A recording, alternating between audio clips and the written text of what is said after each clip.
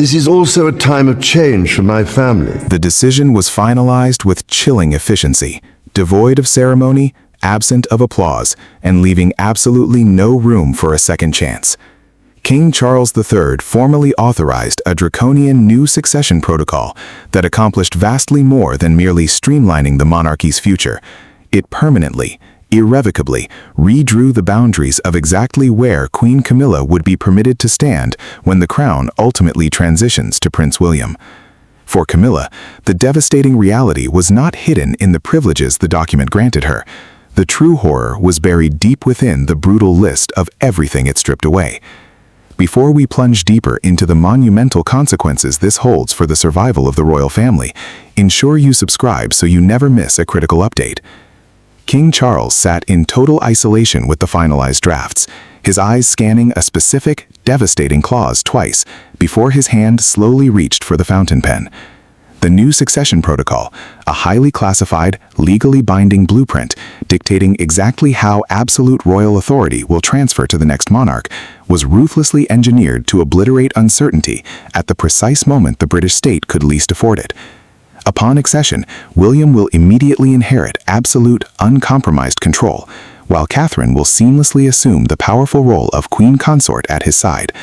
Crucially, they will ascend without a single competing household, shadow court, or private channel of influence surviving from the previous reign. The king paused deliberately at the paragraph detailing Camilla's fate. He understood the agonizing personal toll those sentences would exact. The instant William succeeds the throne, Camilla will be legally stripped of all continuing advisory, ceremonial, household, and representative authority tethered to the sovereign. She will be permitted to retain only her private widowhood status and personally granted security protections. The clause was breathtakingly thorough. It legally barred the outgoing consort from accessing sovereign intelligence briefings, attending succession transition meetings, handling state correspondence, and maintaining access to selected royal residences. Charles rested the pen back on the desk. For a long, suffocating moment, the room was silent. Then he picked the pen back up and signed his name. Camilla was handed the heavily sealed copy later that same afternoon. She broke the wax seal, fully anticipating the usual, sanitized bureaucratic language, but the underlying meaning was brutally, immediately clear. Her expression hardened into a tight mask. The queen consort reread the fatal section, the terrifying realization washing over her that the immense power currently insulating her had just been assigned a hard expiration date. Charles had not merely rubber-stamped a standard constitutional framework, he had personally, aggressively vetoed softer drafting language that might have allowed her to maintain informal influence long after his reign concluded. That specific detail changed the entire landscape. William will not be forced to spend his first day as king awkwardly negotiating power with the remnants of his father's court. Catherine will not inherit a fractured, divided power structure. The incoming monarch will possess absolute jurisdiction over the household, classified briefings, the ceremonial calendar, and every single channel through which royal authority flows. For the institution, it represented unshakable constitutional clarity. For Camilla, it felt like an impenetrable boundary violently carved into stone. Yet her profound shock represented only half of the narrative. Prince William was staring at the exact same future through a completely different lens. The immense power Charles had ruthlessly amputated from one individual, he had legally guaranteed to another, ensuring the impending reign would commence completely free from a bitter, inherited struggle for control. And as Camilla slowly absorbed exactly what had been signed away, the highly complex, private relationships intertwining a father, a wife, and a son were becoming entirely impossible to untangle from the cold survival of the crown itself. For King Charles, the protocol was a desperate act of institutional preservation. For William, it represented vital clarity. But for Camilla, it felt like a deeply personal execution. Lurking behind the grand titles are three human beings bound by decades of incredibly messy, complicated history. And now one single document had forced them to publicly confront a brutal truth the palace usually refuses to whisper aloud. The monarchy must always move forward, even when moving forward necessitates leaving someone in the dust. Camilla sought out Charles and leveled the agonizing question she had been carrying ever since the sealed pages arrived on her desk. Had he truly, personally, approved every single devastating word? The king did not offer an immediate reply. That agonizing pause sliced deeper than any formal spoken explanation ever could, because she instantly decoded what it meant. This was not a document authored and forced upon him by cold, distant constitutional advisors. He had read it, he had weighed the personal cost, and he had deliberately allowed the brutal language to stand. Charles was suffocating under immense pressure originating from both sides of the divide. As a devoted husband, he was intimately aware of the psychological devastation the decision was inflicting upon her. Yet, as the reigning sovereign, he knew with absolute certainty that William could not possibly inherit a royal household plagued by blurred loyalties and messy, unfinished power-sharing arrangements. The direct successor, the individual standing next in line to become the reigning monarch, would require immediate, total control the exact second the crown passed, and Catherine's institutional authority beside him would require identical clarity. Even a fraction of a second of hesitation could empower competing voices to rise at the very moment absolute unity was paramount to the nation's stability. Prince William reviewed his own heavily classified briefing copy with zero sense of triumphant satisfaction. The Prince of Wales completely understood exactly why the document was engineered to protect his future.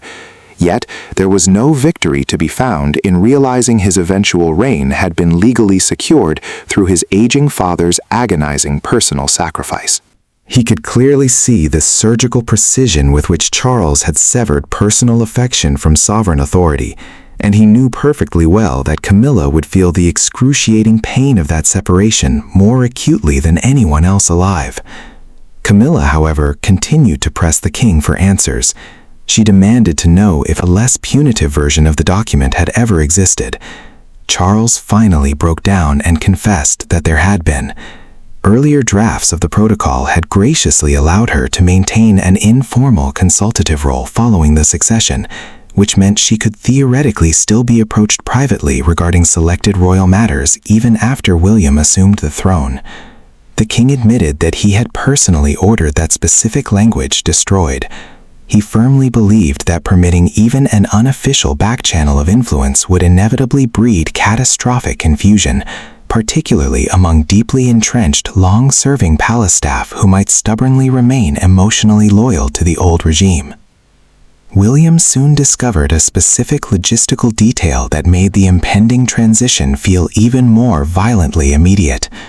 Numerous high-profile ceremonial patronages, the vital public organizations and charities formally supported by senior royals, would be legally mandated to transfer to the new court automatically at the exact moment of accession, rather than undergoing the traditional months-long transition period. There would be absolutely no polite waiting period, no grace period for review, and absolutely zero temporary overlap. His absolute authority would commence instantaneously, with Catherine seamlessly sliding beside him into the newly forged power structure. Camilla had heard enough to fully comprehend that Charles had not simply engaged in standard succession planning. He had ruthlessly hunted down and eradicated every single gray area he could find. Yet that stark realization only sharpened the ultimate question none of them could easily avoid. This brutal protocol did not organically emerge from dry constitutional theory. It was violently birthed from one incredibly uncomfortable, highly classified moment when Charles witnessed firsthand exactly the kind of devastation unclear boundaries could inflict upon a family already suffocating under too much history. Several months before Charles permanently inked his name onto the protocol, a highly confidential meeting at Windsor Castle brutally exposed a looming danger he could no longer afford to ignore. What commenced as a standard, dry logistical review regarding future royal responsibilities swiftly mutated into something infinitely more destructive. One fiercely disputed instruction, one suffocatingly long silence, and one razor-sharp verbal exchange between Camilla and William ultimately convinced the king that relying on family goodwill would never be sufficient to safely govern the volatile transition between two reigns. Charles had entered that specific boardroom anticipating a dry debate over practical logistics, not a hostile confrontation. Senior officials had already been working quietly behind the scenes to map out the complex division of royal residences, high-level patronages, classified briefings, and ceremonial duties, carefully defining the boundaries between his current household and the massive apparatus William would eventually inherit. Traditional succession planning, the highly complex process of preparing exactly how absolute royal authority physically passes to the incoming monarch, had initially left a significant margin for personal judgment. Early working drafts operated on the naive assumption that familial relationships were strong enough to smooth over the difficult edges, theoretically allowing Camilla to maintain a limited, respected presence following the transition, provided the future king agreed to the arrangement. Camilla violently altered the atmospheric pressure of the room with a single, aggressive instruction. She boldly informed a senior aide that a massive, highly visible ceremonial patronage she had spent years meticulously building must permanently remain under her absolute direction, even after William succeeded to the throne. The queen consort delivered the demand with an air of absolute finality, speaking as though the concept of continuity made her request entirely undeniable. William responded in a terrifyingly calm register, but his words struck with the force of a hammer. He flatly stated that every single role inextricably linked to the reigning sovereign would be legally required to return immediately to the jurisdiction of the new household. A suffocating silence descended upon the boardroom. Camilla slowly pushed her heavy chair back from the table and locked eyes directly with her stepson. She coldly asked whether it was his specific intention to completely erase every single thing she had sacrificed years to build. The Prince of Wales did not raise his voice by a single decibel. He icily replied that her past service could easily be honored and remembered without requiring her executive authority to be carried forward into his reign. Charles sat silently at the head of the table, watching his wife and his heir lock into a bitter, unyielding standoff from opposite sides of the room. In that exact terrifying moment, the looming threat ceased to be theoretical. The king made his ultimate decision right then and there. The moment the summit was adjourned, he summoned his elite private secretary and issued a direct order. Every single discretionary phrase, every polite loophole, and every ambiguous sentence was to be completely scrubbed from the succession framework. Any legal clause permitting later negotiation, informal continuation of duties, or case-by-case approval was to be aggressively replaced with a mandate of automatic, immediate transfer the literal second a new monarch succeeded. He had just witnessed firsthand how rapidly a single charitable patronage could mutate into a toxic battleground over loyalty, and he absolutely refused to abandon William to face dozens of identical bloody battles during the highly vulnerable first days of his reign. Charles later sought out William for a strictly private audience. The reigning monarch looked his son in the eye and stated that absolutely no future king should ever be forced to commence his reign by begging for authority from the bitter remnants of the previous household. The prince immediately grasped the staggering weight of that declaration. It instantly became the foundational, unshakable principle beneath every single brutal clause that followed. Camilla eventually discovered the truth. By reviewing the documented minutes of the meeting attached to the finalized briefing packet, she realized that the explosive Windsor confrontation was the exact catalyst that had mutated the entire protocol. The finalized document had already inflicted a deep wound. Now, she possessed the agonizing knowledge of exactly which moment had caused it to be rewritten, and this time she flatly refused to suffer in silence. She did not bother summoning advisors. She did not dispatch a polite diplomatic message through her private secretaries. She marched directly to Charles. Behind a heavy closed door, with absolutely no courtiers present to act as a buffer, decades of fierce loyalty, immense personal sacrifice, weathering brutal public hostility, and building a private partnership violently collided with a single unbearable accusation. She fully understood why a king was obligated to protect the integrity of the succession. Which she found entirely unacceptable was why her own husband had determined that protecting it required amputating her from the institution so completely and so publicly. Camilla firmly closed the door behind her and slammed the finalized protocol onto the table separating them. She declared she now knew the Windsor dispute was the catalyst that changed everything, and she knew Charles had personally aggressively rejected softer language that might have preserved a shred of dignity and a role for her later. The queen consort interpreted those deliberate choices as a brutal, personal judgment being delivered in the present day, regardless of the fact that the actual rules would only take effect in the future. The king, however, saw something entirely different. He saw a necessary, ironclad boundary designed to stop a petty family squabble from escalating into a full-blown constitutional crisis. Camilla locked eyes with him, her voice trembling with anger. She accused him of not protecting William from uncertainty, but rather aggressively protecting the crown from her. Charles physically recoiled at the venom in her words. He desperately told her that the protocol was absolutely not designed as a punishment, and he passionately insisted that William fully deserved to inherit the exact same uncompromised, clear authority that he himself had inherited upon the Queen's passing. But she fired back immediately, pointing out that absolutely no previous succession document in modern history had ever needed to explicitly mandate the removal of a queen consort with such surgical, humiliating precision. Charles finally surrendered and voiced the terrifying truth he had previously refused to articulate.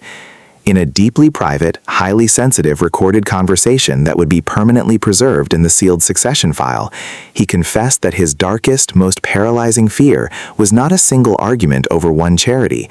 It was the catastrophic chaos that could inevitably follow. A former queen consort, retaining even a fraction of informal influence, possessed the lethal capability to violently divide the courtiers, the charities, the royal residences, and the deeply entrenched, long-serving staff during the highly vulnerable first months of a new reign. A sovereign household, the massive apparatus of staff and structure directly serving the reigning monarch, absolutely could not afford to begin its tenure infected with competing loyalties. Camilla's burning anger abruptly shifted its trajectory. For weeks, she had harbored the bitter belief that William had aggressively lobbied for the harshest possible clauses, convinced that her stepson had quietly and maliciously engineered her ultimate downfall. Charles annihilated that entire narrative with a single devastating sentence. He explicitly stated that the Prince of Wales had absolutely never demanded her removal. The most brutal, unforgiving language in the document had actually originated directly from him. The suffocating silence that descended upon the room following that confession carried infinitely more weight than the explosive argument that had preceded it. Camilla had mentally prepared herself to wage a silent war of resentment against William, but now the crushing responsibility for her exile sat squarely upon the shoulders of her own husband. Charles had deliberately chosen the most agonizing, ruthless terms because he possessed the terrifying conviction that personal affection could never, under any circumstances, be allowed to blur the lines of absolute sovereign authority. That devastating realization did absolutely nothing to calm her fury. It merely redirected the bleeding wound. Because if William had not actively forced this brutal decision, then someone else entirely had managed to convince Charles that such extreme, humiliating safeguards were an absolute necessity. And the true answer lay far beyond a simple family argument, buried deep inside the quiet, ruthless machinery that surrounds and protects the crown. The invisible pressure surrounding Charles had steadily grown quieter, yet infinitely more powerful. Every highly classified conversation now seemed to inevitably funnel toward the exact same inescapable conclusion. He had already agonizingly accepted that the new protocol would deeply hurt Camilla, but the elite figures advising him were demanding something infinitely harder. They were demanding to know if he was truly prepared to leave William a fractured monarchy that might begin its next reign violently divided by old, lingering loyalties. Charles sat through the final, exhaustive briefing with a growing sense of deep discomfort. The most senior constitutional advisors, elite household officials, and top legal counsel meticulously worked through the crucial first hours of the impending succession, surgically identifying every single vulnerability where authority had to transfer automatically, rather than relying on polite, lengthy negotiation. Classified state briefings, the massive royal residences officially assigned to the sovereign, senior military and political appointments, vital ceremonial representation, and massive institutional patronages all had to pass seamlessly and cleanly to the next monarch.